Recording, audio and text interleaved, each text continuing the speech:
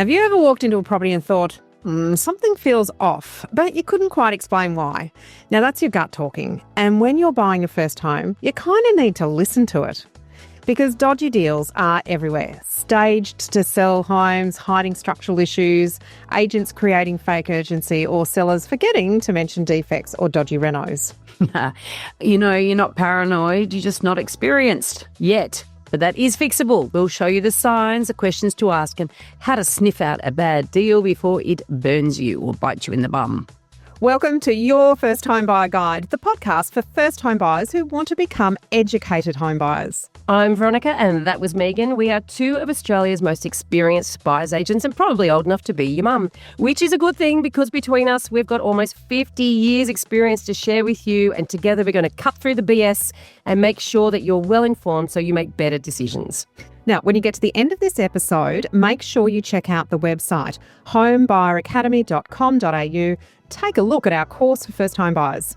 We've created an easy-to-follow course that builds on all of our professional experience to take you step by step through the whole home buying journey. You'll know exactly what to do, when to do it, and be able to find your first home faster and easier with our guidance along the way. It's the next best thing to having your very own buyer's agent. Now, before we get into the interesting stuff, in this week's episode, there's the boring bit to do, and that's the disclaimer. You, of course, know that nothing in this podcast is to be taken as personal advice. We always recommend getting the advice of an expert in their field who takes their time to personally understand your situation. Now, we've done our very best to ensure that the content is correct at the time of recording, but things change rapidly, so always check with the relevant government authority or your trusted advisors, or both, to get the most up-to-date information.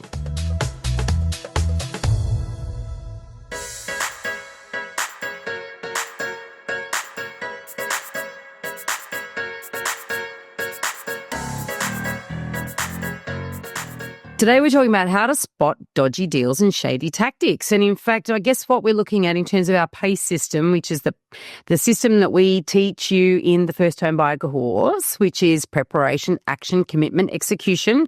And in that, 10 steps.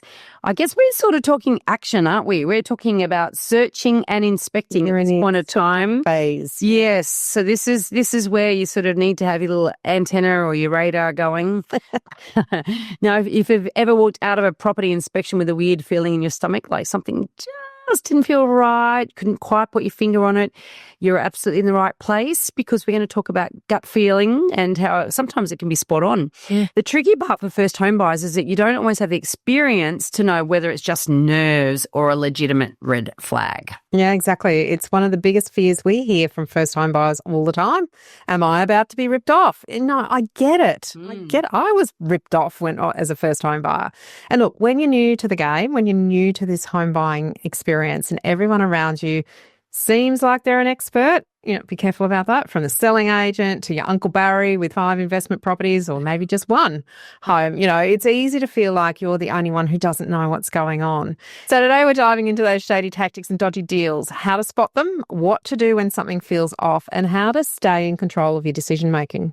And you know what? This is all exactly why we created the First Home Buyer course, because we want to give you the confidence and the knowledge to buy smart, ask the right questions, not get taken for a ride. And it is possible to do this well, right? So today's episode, great taster of the kinds of things we do go into in much deeper detail in the course. Yeah.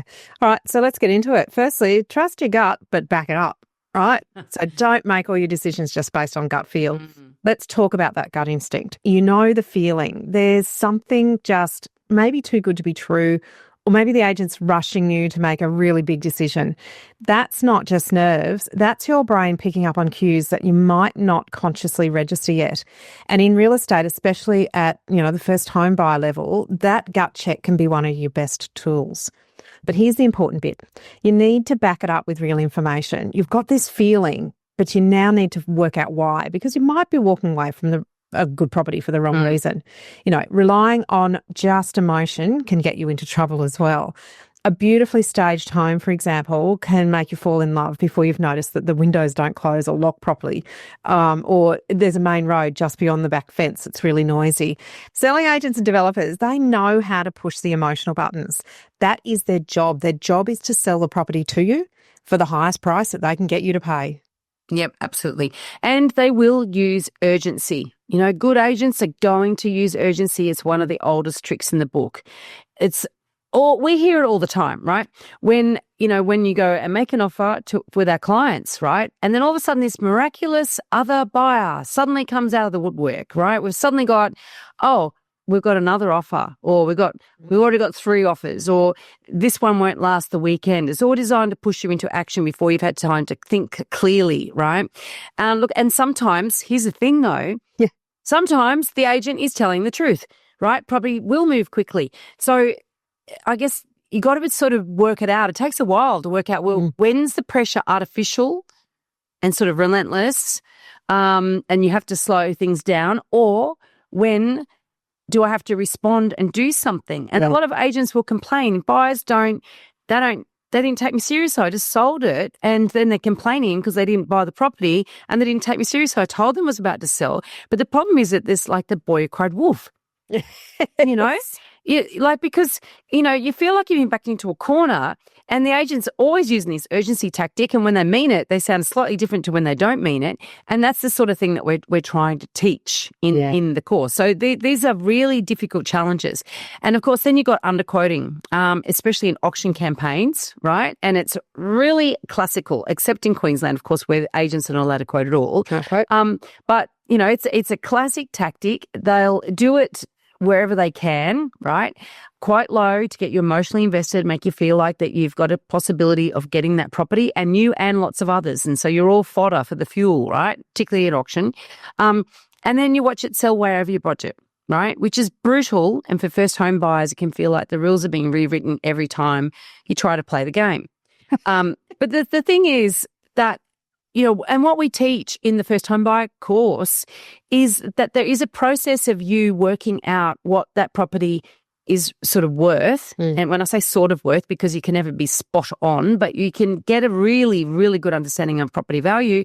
You can get a really good understanding when you work through the process in the right order, what it's worth to you, and you're less likely to get sucked in by underquoting. Yeah, absolutely. But it also means that you're putting yourself in a better position to buy the property if you do that independently of the quoting. Absolutely. We always say asking prices are relevant, and your quoting range is probably the same. You've got to do the work. You do. But look, let's move on. Don't get me started on staging. I mean, we've seen buyers walk into a place and fall in love with the velvet cushions, the designer rug, the soft jazz playing in the background, and totally miss the water damage in the corner or the fact there's no linen cupboards. So, it can really sort of gloss, you can gloss over and think everything looks beautiful. But trust your gut and train it to spot what really matters. We have an inspection checklist that you can use in the course. It actually makes you stop and think and look through. I always say when I go into an inspection in a property, I don't really see what's here. I see walls, I see floors, I see windows, I see ceilings. That's what I see. I actually don't see the furniture. I don't see the staging. But you've got to train yourself to look past those things. You've got to really separate the emotional, fluffy stuff from the structural facts of what the property is.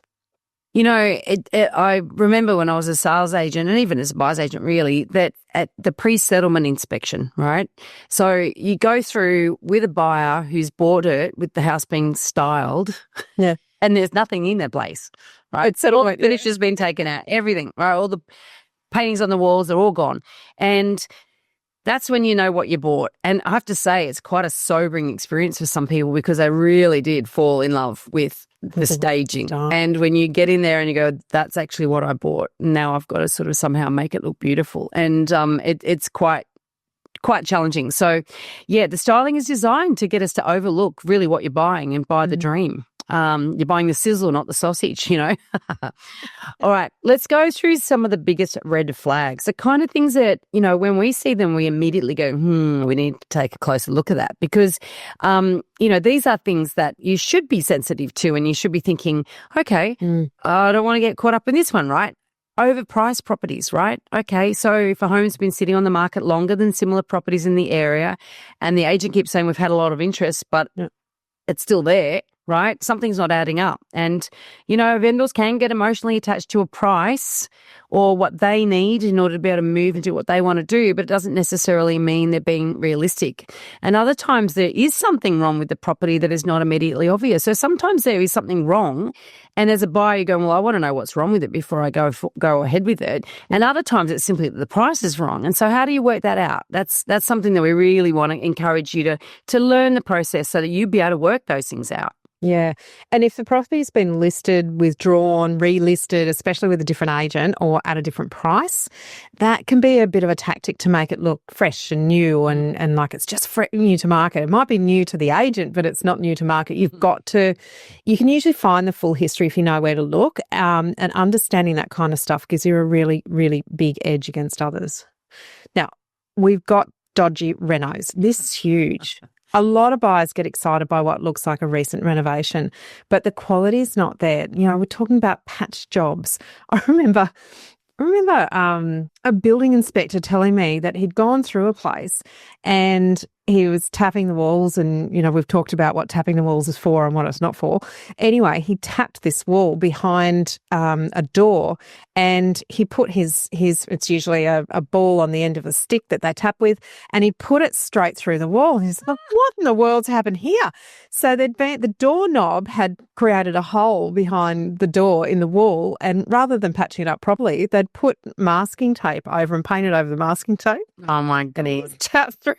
It's tapped through. And he said the moment he saw that, his eyes were just attuned to something completely different. And the amount of dodge ups in that property was quite remarkable. But, it's cheap fittings, it's cabinetry that doesn't line up. And worse still, sometimes, if someone's done a renovation and there aren't any approvals at all, we've seen flips where they haven't even got final building certification. Now, that's both a legal and a financial time bomb, because if you take that property on and council issues a show cause notice, you might have to rip that apart and rebuild it, or get retrospective certification, which is very difficult and expensive. And, in a hot market, buyers are buying, that sort of property all the time, and because they're just too worried about missing out, right? And so, we just think, oh, this is a big, big, big slowdown, really. You got to be thinking, how hot is the market? And are other buyers overlooking stuff that they should not be overlooking? And are you overlooking stuff you should not be overlooking? The amount of also agents, particularly in my area in Sydney, agents will undertake these little mini renovations themselves. They've got a little team, a project team, that they'll wheel them into these properties, and they'll do this sort of lipstick on a pig, and that's our industry saying for this. And they will do these tarred up renos, which means that they are cheap kitchens. They're like Bunnings kitchens that are made to look good, or IKEA kitchens that are made to look good. And you know what? If you're choosing to put in a cheap kitchen and you know what you're in for, then that's one thing. But when you're buying something that looks like it's been renovated, but it's really, really, it's really for looks, that's the thing that you do have to be, I think, super careful of. And then if you're pricing it as if it's a well done renovation because it looks good, as opposed to something that you might have to redo in a couple of years' time. The other thing too is that they renovate, like the kitchen might be in the wrong spot, or a bathroom might be in the wrong spot, but they renovate it because the cheapest way is just to fix up what's there. And there's a classic in bathrooms, like a cheap and cheaper reno, is to paint the tiles. Yeah. Right? And the minute they have to sand them a little bit in order to paint them, which can compromise the waterproofing. And so you're actually buying something that is potentially, could be worse than the ugly tiles that were there in the first place. It's got, these are they're not little tricks to look at. They're not illegal, but they're just, it's lipstick on a pig, right? And then there are missing disclosures, in key documents that should be provided but are not. And so in every state and territory in this country, the agent or the vendor there's different laws in every state, right? So the vendor has to give different types of information depending on which state or territory you're buying in. But there's other information that they don't have to give. For example, they don't have to give you an occupation certificate if they did a renovation. Or what else? They don't have to give you a survey even if they've done one. Like I don't think there's anywhere in the country where they have to do that. But these are things that you should look for if the property has been renovated, but you got to know what to look for. This is what we teach And you. who to ask and where. And who to ask and where to get that information. And then if you can't get the information, what does that mean, right? So that's what we do teach you in the course, right? So when you've got the sort of these documents that technically they don't have to give you, but if you know what you're doing should exist, then you got to be thinking, why are they not forthcoming? Right? Because I don't think transparency should be optional, but it often is. And pushy agents, if the agent is making you feel silly for asking questions or brushing off your concerns, that is a sign that they're prioritising a fast sale over a fair one for sure. And good agents will respect your process. They will answer your questions honestly, even if you're not buying today. So you will get good agents out there that will take the time to make sure that you are well informed, and others that will try to gloss over stuff. Yeah. Now let's talk about some experiences that we've had. One of the most powerful ways to learn is from real world examples, and when things almost went wrong or when buyers were lucky enough to walk away just in time. I remember working with a couple who were obsessed with this really inner city cute Queenslander. The styling was unbelievable. It just looked so beautiful, and the reno looked amazing on the surface. But when we started digging, we realised none of the work had any certification. Worse still, there were signs of old termite damage under the home, completely missed in the inspection report that was provided by the seller, but was picked up by our building and pest inspector when we had one done independently. Yeah, I've had very similar situations, and this is the other thing too, the agent's building and pest inspection report. Please don't rely on that. Please get your own. Because, we've had those very close calls, very similar. We had an example recently where a buyer was about to make an offer on a unit in a small block and looked like a dream. Beautiful renovation, great location, within budget. Got the strata report. Turned out the building had massive issues with waterproofing. They were on the brink of a special levy that would have cost each owner tens of thousands of dollars. And that, again, because of the way strata reports are given, they may or may not have the information that you need in them, right? You have to be really careful, and you have to make sure that you really go through them with a fine-tooth comb. These buyers walked away just in time, but if they hadn't known what to ask for and what to expect to see in that report, they could have been trapped in a financial nightmare. How do you find money like that? You probably just put everything into your first home and then a special levy comes up, and where do you find that money if you don't know about it? That's a real issue, and that's the thing. These aren't one in a million kind of stories. They happen more often than people think. Yeah. And when you're really emotionally invested, it's so easy to miss the signs, especially if no one's guiding you through what to look for. Because that's the thing. This is a classic example if you don't know what you don't know. And if it doesn't even occur to you that could happen, then you're not going to look for it, are you? It's only after you get bitten, and we don't want you to get bitten, right? Don't get bitten. It's what being educated is all about. It's not about what you do when everything's going well. It's about what you do when something feels off, or even just testing whether or not you've got everything that you need. That kind of knowledge really doesn't just save you money. It absolutely gives you peace of mind. Yeah, it does. All right, Veronica, give us some tools and tips to stay safe. All right, so we were going to leave you some practical tips you can use straight away. The first one is to ask more questions than you think you need to, right? Mm-hmm. Agents are trained to present the positives. They're really good at objection handling, and they will anticipate what they know you won't like about a property, and they'll come in with a reason not to be bothered by it, right? But it's your job to uncover the full story. So don't be afraid to ask, when was this renovation done? Can I see a copy of the approvals, the plans? Has it got an occupation certificate? Has the property been listed before? Why? Well, you can ask why the owner's selling, but that's you're not necessarily going to get the best answer from that, or an answer that you can rely on. But you can be asking things like, because you want to know, well, if they've already purchased, you want to be thinking, well, that's going to put pressure on the owner for sure. So you can ask things like, what's their ideal settlement time? Could I get an extended settlement? That's a good question to ask if you're trying to work out whether the owner has purchased or not, because they'll go, oh no, they really want 30 days or 42 days. Yes. Yeah, and then go and get some independent reports. Now, we say it all the time, don't rely on the reports provided by the selling agent. Hire your own building and pest inspector. Get a conveyancer who's working for you. And if something comes back that you don't understand, get advice before you proceed. Ask questions.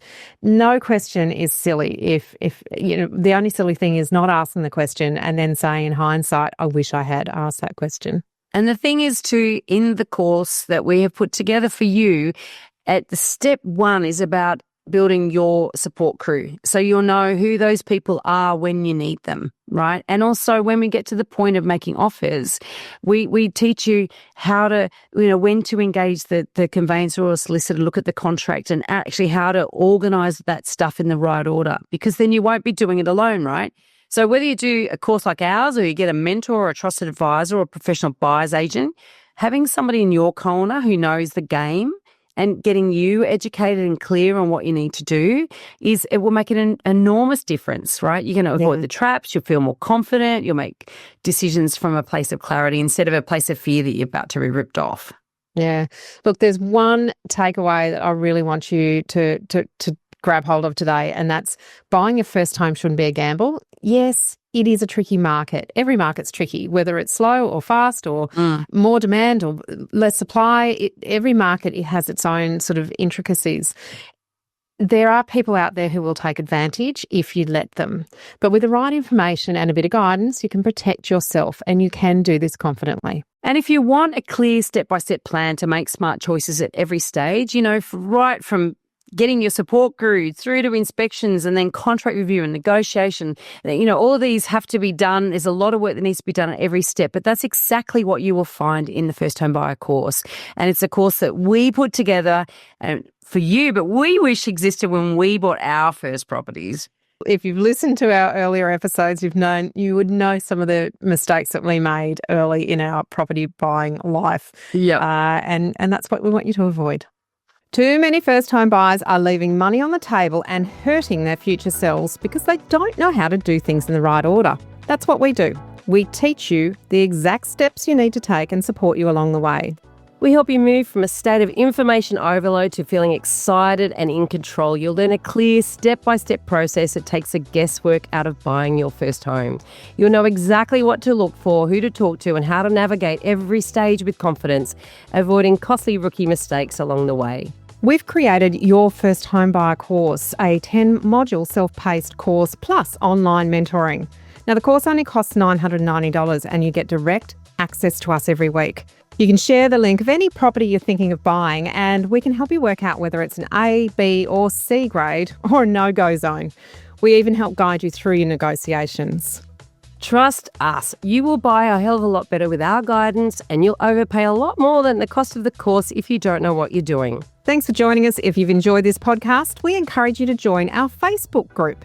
It's called Your First Home Buyer Guide Australia, and it's your opportunity to connect with us and ask us your questions, which we will answer. Meaning you can make sure that you're not getting led down the garden path. We hope to see you there soon.